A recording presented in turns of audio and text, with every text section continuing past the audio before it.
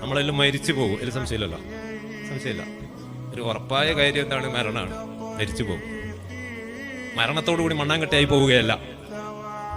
മരിച്ചതിന് ശേഷം നമുക്കൊരു ജീവിതം വരാനുണ്ട്, അല്ലേ? മഹ്ശറ. ആ മഹ്ശറയിൽ എല്ലാവരെയും കൊണ്ടുപോയിട്ട് അള്ളാഹു വിചാരണ ചെയ്യും. ചിലർ വിചാരണയൊന്നും നേരിടാതെ സ്വർഗത്തിലേക്ക് പോകുന്നവരുമുണ്ട്. അള്ളാഹു ആ കൂട്ടത്തിൽ നമ്മളെയൊക്കെ പെടുത്തി തരട്ടെ. മഹ്ശറയിൽ വെച്ച് വിചാരണയൊക്കെ നടന്നു. നന്മ തിന്മകളൊക്കെ തുലനം ചെയ്തു.